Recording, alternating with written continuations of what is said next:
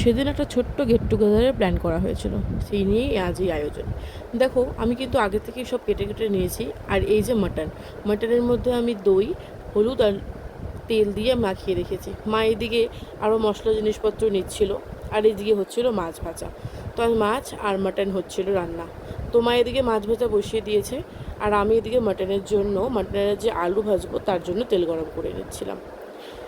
অনেকদিন পরই রান্নাবান্না করছিলাম, আর ভালোও লাগছিল, কারণ অনেকদিন পর আমার ফোনও খারাপ ছিল, তো ফোনও নতুন নিয়েছি, তারপরেই ভিডিও করছি। তো আজ নতুন ফোনে ভিডিও করতে বেশ ভালো লাগছে। তো ওই মার সাথে কথা বলতে বলতেই আলুগুলো ভেজে নিচ্ছিলাম। দেখো, আমি আলুগুলো অনেকটাই ভেজে নিচ্ছি, আর মাকে শুধু জিজ্ঞেস করছিলাম যে কিভাবে করব। আর এদিকে সন্ধে হয়ে গেছিলো, রাতে যেহেতু খাওয়া দাওয়ার প্ল্যান ছিল, তো সন্ধে দিয়ে দিয়েছিল আমার ভাই। আর এই যে আমার মা আমাকে শুধু নাকমোটো করছিল তখন থেকে।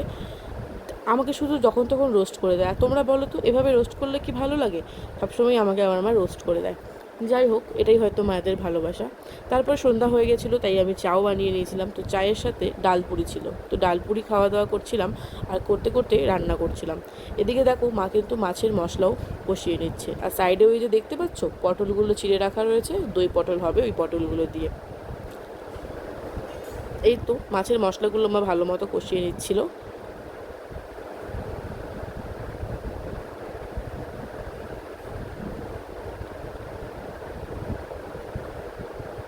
তাই আমি মাকে বলছিলাম যে মশলার কৌটো থাকা সত্ত্বেও তুমি প্যাকেটে প্যাকেটে কেন রেখেছো? তো এটা নিয়েই মার আর আমার মধ্যে কথা চলছিল। তারপরে এই যে পেঁয়াজ দিয়ে দিয়েছি আমি ভাজার জন্য মাটনের। আর এদিকে মাছের মশলাটা কিন্তু খুব সুন্দর একটা কালার চলে এসছে, দেখো, দেখেই কিন্তু অসম্ভব ভালো লাগছে। দুর্দান্ত গন্ধ বেরোচ্ছে জানো। আর এই দেখো, পেঁয়াজগুলো খুব সুন্দর করে ভাজা হয়ে যাচ্ছে। আমি একটু পেঁয়াজ খুব ভালোভাবে ভাজতে পছন্দ করি, কারণ কাঁচা কাঁচা পেঁয়াজগুলো যদি মুখে লাগে, খেতে খুব একটা ভালো লাগে না। তাই আমি বানিয়ে নিচ্ছিলাম। আজ কিন্তু বেশ ভালো লাগছিলো, মা আর আমি মিলে রান্না করছিলাম আর গল্পও করছিলাম নানান ধরনের। তো এই যে মাছের ঝোল কিন্তু তৈরি, এবার মাছগুলো ছেড়ে দিয়েছে। কালারটা দেখো কি অসম্ভব দুর্দান্ত ভালো লাগছে। আমার কিন্তু এই মাছের ঝোলটা খেয়েও আমি অভিজ্ঞতা করে বলছি, খুব ভালো হয়েছিল খেতে। আর এই যে মাটনের জন্য মশলা তৈরি করে রেখেছিলাম, সেগুলোই এখন আমি দিয়ে দিচ্ছি। আমি দিচ্ছি না, বরং আমি ভিডিও ক্যামেরা ধরে রাখছি, মা দিয়ে দিচ্ছিল। এবার দিয়ে দিলাম রসুন বাটা, আগেরটা গেল পেঁয়াজ বাটা, এরপর বোধহয় আদা আসছে। হ্যাঁ, এই দেখো, আদা দিয়ে দেওয়া হয়েছে। ভালো মতো মশলা কষিয়ে নিচ্ছি। মাটন করতে তো একটু সময় লাগে, সেক্ষেত্রে প্রেশার কুকার ব্যবহার করবো ভেবেছি, কিন্তু যতটুকু কষানো যায় কড়াইতে সেটাই করে নিচ্ছি আমরা।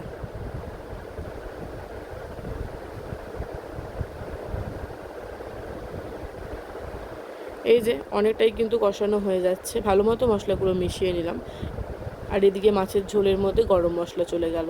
মাছের ঝোলটা দেখতে না সত্যি খুব ভালো হয়েছে, মানে দেখেই প্রাণটা জুড়িয়ে যাচ্ছে। আর এই যে বাকি মশলাগুলো মাটনের উপরে মা দিয়ে দিচ্ছিল। তোমরা কার কার মাটন খেতে ভালো লাগে সেটা কিন্তু কমেন্টে অবশ্যই জানাবে। আর নতুন কোনো যদি মাটনের রেসিপি থাকে, তোমরা কিন্তু আমায় সেটাও ইনবক্স করতে পারো, আমি কিন্তু ট্রাই করে দেখতে পারি। আর এই যে রান্না কিন্তু হয়েই গেছে প্রায় মাছটা। তো সেখানে পটলগুলো আমার ভেজে নিচ্ছিল দই পটলের জন্য, আর এদিকে আমি মাটন দিয়ে মাটনটা কষিয়ে নিচ্ছিলাম খুব ভালো করে।